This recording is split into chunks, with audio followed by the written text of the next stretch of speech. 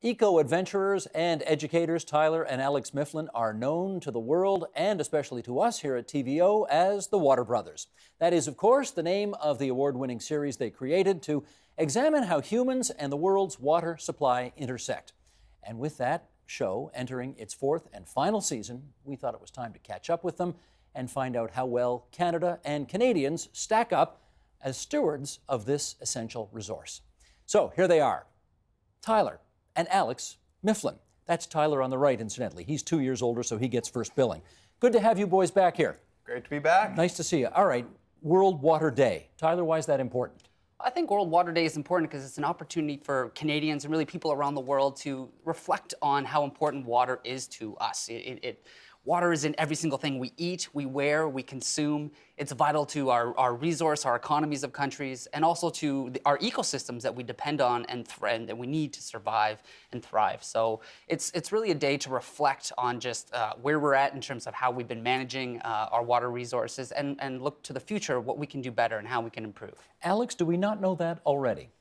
I think we do, but I think especially in Canada, we have this tendency to take water for granted. And one of the only things we really all know about water is that we have lots of it, so we don't necessarily have to worry about it to the same degree other countries do. But this myth of abundance, as it's been called, can be dangerous because it makes us think because we have so much, we don't have to conserve it necessarily as much as other countries do. And maybe we don't have to charge as much for it as other countries do.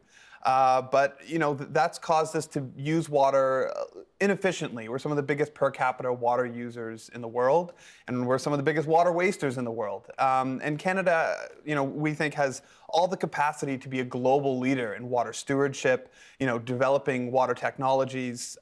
So we are close, but, you know, I think we could really do better. And World Water Day is a great time to talk about some of the ways we can do better, and we can become global leaders. We are, to a great extent, water ourselves, are we not? How much? Absolutely. Our bodies are about 60 to 70% made of water.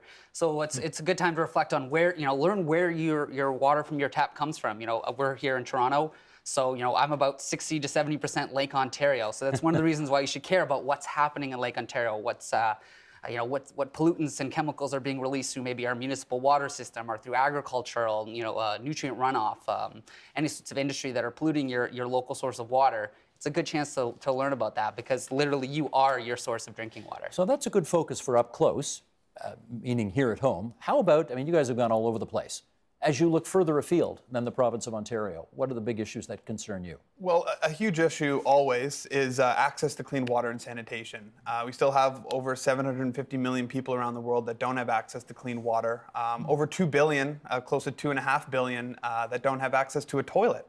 And so, you know, if you don't have access to a toilet, that leads to more water pollution. If you don't have access to clean water, it's harder to get an education. It's harder to have a job. It's harder to open a business. You know, no one's going to go to your restaurant if you don't have clean water. How are you going to cook without clean water? And so that applies every other country in the world, including here in our own country, where we do have communities that don't have access to clean water. So that's a big one. The loss of biodiversity is another huge one. In freshwater ecosystems, that's where we're seeing the highest rates of extinction all around the world. And climate change, of course. The climate change is changing, you know, how water moves around the world. It's taking water from places we expect it to be and putting it in places we don't expect it to be. So the world's not running out of water. Of course, we have the same amount of water we've had on this planet for 4 billion years. Forever, yes. Yeah, exactly. So when we talk about the world water crisis, it's not that the world's running out of water. It's that water is moving to places where we expect it and have built cities and civilizations around to places we don't necessarily want it, like the ocean. Are we making progress, though, on the number of people who do have access to potable water or to toilets, etc.? Yes, actually, we definitely are making progress. And that, Al said that number of, you know, 750 million approximately that don't have access to clean water and sanitation, clean water. That number is going down. So we are making progress in that regard. But there's a lot more that can be done because the people that don't have access to clean water, they're suffering from waterborne illnesses that are easily preventable. And literally there are millions of children and old folks who are dying needlessly from easily preventable waterborne diseases. But on the sanitation side, I think the progress has been a little slower. So bringing toilets to those 2.5 billion people that don't have them, that's been a little slower. And I think part of the reason is that it's a lot easier to raise funds to build a well than build toilets. And I think that connection hasn't been communicated clearly enough, both from an NGO perspective, government perspective, about, you can't have clean water without sanitation. You can build a well, but if you don't have toilets, the human waste is going to end up infiltrating the groundwater, or it's going to infiltrate the surface water supply. So you're only going to be able to achieve so much by just, say, building a well. It is interesting that some solutions to problems are considered sexy and some are not. And you're right, building a well, people can get around that idea. There's something about building toilets that just doesn't float the spirit as much. Yeah, why is that? People don't like to talk about, pee, poo, pee and poo, the number one and number two. It can be uncomfortable, but we need to start having these discussions and bring these issues to the forefront, because that's really how we're going to overcome some of these challenges, especially with regards to the access to clean water and sanitation. Tyler, follow up on that in as much as you look at how we do things here in Canada compared to how other countries put the resources forward to protect their water supplies, to do all of the things you've been talking about. How do we stack up? I think we stack up pretty well, but I think there's a lot of room for improvement. And I think what's really needed moving forward is sort of a national or sort of federal framework policy on a water sort of policy, a federal policy. Exactly, a national water strategy, because right now we're sort of a bit rudderless in terms of how the provinces are dealing with it. But I think if we create a federal framework, that'll be sort of a guiding principle, create sort of a water ethic that all Canadians can get behind and understand, and really put a value behind water, fresh water, our oceans, and healthy ecosystems, because we need those and we depend on those for our industry. Canada's a resource extraction country, so we really need to ensure that we have these industries, but they're working in a way that is sustainable and doing as little harm to the environment as possible. Let me just understand that a little more, Alex. A national water strategy would do what that today, because of its absence, we either can't do or won't do or aren't doing? Well, it's figuring out essentially how much water we have, because in some cases we don't even know how much water is in aquifers, for example. Are we pricing water appropriately for both residential use and industrial use? We have a huge water infrastructure deficit in this country. At least $80 billion that will be needed over the next 20 to 25 years just to maintain the level of service we have now. If we want to, keep up with improving water technologies, make our water infrastructure more energy efficient, more water efficient, that number could be in the hundreds of billions of dollars. So, how are we going to how are we going to raise that money? Where is that going to come from? And then also, how are we going to resolve situations of the communities that don't have access to clean water?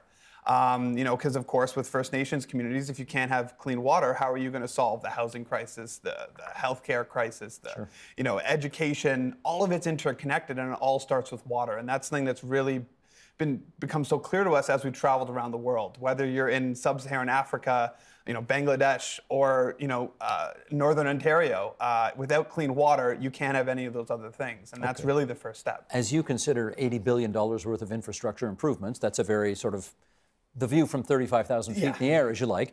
Tyler, how about the view from, home? What's something that somebody can do, just as an individual? Well, I think there's been a lot of talk about the things people could do in their daily lives. Oftentimes when we're going to schools, the kids are saying, "Oh, I'm turning off the tap when I brush my teeth. I'm taking shorter showers."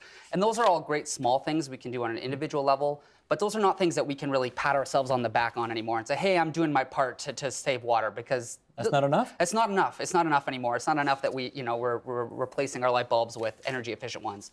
That just has to become the standard.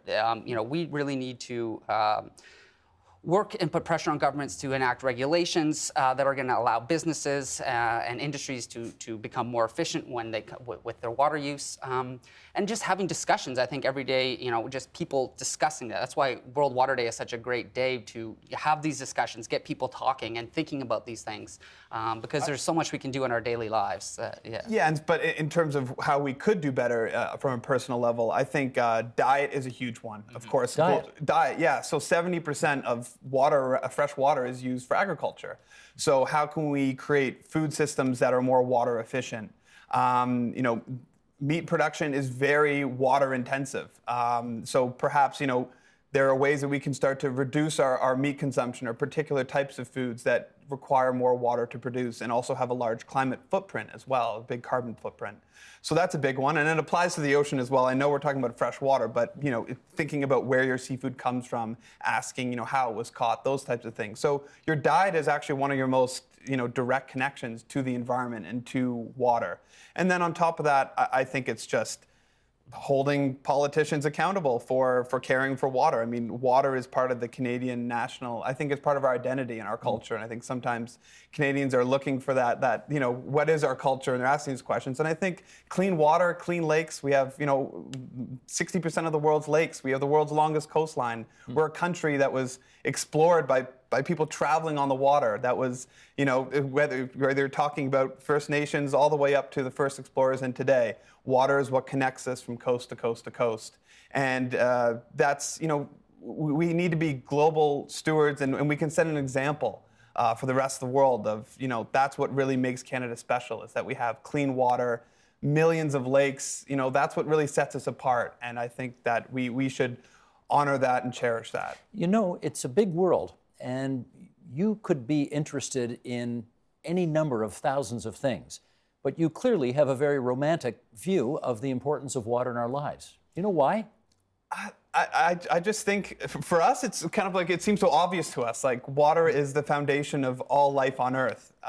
So what, you know, we're surprised that we're one of the only shows about water out there, you know. So that's one of the reasons why we even started doing this show, is that we just saw an opportunity to really educate and inform people about the challenges we face, because they are truly global challenges, and water is not just what connects us all here in Canada together, but it's what connects us to people all around the world. The clothes we're all wearing were probably made somewhere else, when it takes a lot of water to make them. So, you know, that connects us to other countries. The food we consume doesn't necessarily come from Canada. So it really is what connects us to the people sitting beside us and people sitting on the other side of the world. There's no shortage of stories and water Unfortunately. challenges. Yeah, you know, and a lot of the same challenges that we faced 20 years ago, we're still facing today. You know, water is a natural resource, but I think it's more than just a resource. It's a life source. You know, why we're so passionate about water is because it is what creates life. It's what sustains life on this planet. And so I can't think of a better reason why we need to protect that, and why it's our most precious resource. So, you know, that's why we care about water. Tyler, I don't know if you've kept count over the years, so I'm going to ask. Do you know how many countries you've been to? Oh, I think we're about 34, 35 now for the show for various episodes that we've traveled to. So Every continent in the world? except for Antarctica, Yeah. So. But everywhere else. everywhere else. It is a big world, isn't it? It's amazing. I know everybody says it's a small world, but it's a big world. Yeah, it is very big, and but it's also very small. I think when you look at water issues around the world, you realize that, you know, even in Canada alone, we face very different types of water issues, just even province by province. But no, but the interconnection is obviously yeah, but the there. interconnection, just, you know, we do face the same challenges all around the world, and if we don't all wake up to some of the things that we've been talking about, like the loss of biodiversity, climate change, it does require all of us being aware and knowledgeable about these issues. Can you share a favorite moment? Oh, I think Alex and I are huge scuba divers. You know, so anytime we get a chance to go diving is really special. And I think the 2 episodes we did in our 3rd season, Underwater Highways, and you know, where we traveled to Cocos Island in Costa Rica, scuba diving with schools of hammerhead sharks, you know, 200 to 300, and whale sharks, and just huge schools of fish. That was a really special moment for us. And then in this season, we shot an episode about illegal fishing, and that took us to Palau in the South Pacific, looking at how, you know, illegal fishermen, in that case, often from Southeast Asia or East Asia, that coming there and essentially stealing their fish. And so there's beautiful diving we got to do there, but then also to see how that small island nation, I mean, like, fish is really, like, the coral reefs are really all they have. It's the only sort of resource they have that produces any wealth in that country, both through the food they eat and tourism through scuba diving. So that was a really special episode. How about the other side? Any awful moments? Well, I We've been mean, pretty fortunate. It hasn't been too much. I mean, we got pretty sick in Bangladesh once. So that's really, I spent a few days in the hotel room. So, but From what? Well, just like a stomach virus. There was riots going on at the time. They were announced that they were going to be at that time. Had announced that they were going to execute the leader of one of the opposition parties for participating in genocide in the 1970s during the revolution. So, that was an interesting time. That was probably the most dangerous sort of time, and we also got very sick. But for this season, I'd say probably our time in the Amazon. We were in Brazil, and we were looking at how trees produce rainfall. They produce clouds through transpiration, and the incredibly important role of trees in the water cycle. But then just to be flying over the Amazon and just seeing this incredibly important and unique and special ecosystem just being transformed from amazing biodiversity into like single crop monocultures of soy and cattle. That was just one of the scariest, saddest moments, I think, of the whole, 5+ years of doing this series. Yeah. Sheldon, yes. Can I ask you to be on a two-shot for this next question? Because I do want to see their reaction, both of them at the same time when I ask it. Okay. Are you two sick of each other at all yet? Are you kidding me? This is not this guy. He's my brother. No, I mean, No, definitely not. No? No, not at all. I think that doing it, I think if it was anyone else other than my brother, we probably would have had a falling out by now. But because you're brothers, you grow up your whole life fighting and then making up, and you sort of realize like, we're stuck together no matter through thick and thin. So. No. I love my brother, but I wouldn't want to work with him 24/7 like you guys have to. Well, we sort of got thrown into a situation where we had no other choice. I mean, oftentimes when we're going traveling and filming episodes, it's just the two of us, or sometimes we'll bring one other cameraman. So we are a team. We have to rely on each other. If we have any issues that are bugging us, we have to air them out and then move on and keep working towards trying to create interesting and engaging content. That's we have a goal and we're passionate about it, and we want to really get people educated and aware of these challenges and the solutions. Gentlemen, mission accomplished, if I may say. Well done. Thank you very much. And we look forward to seeing you guys again somewhere, maybe here, in the not-too-distant future. Thank you very much. Those are the Water Brothers. Tyler, on the right, the older, and Alex, on the left, the younger. Thanks so much, guys. Thanks, Steve. Help TVO create a better world through the power of learning. Visit TVO.org and make a tax-deductible donation today.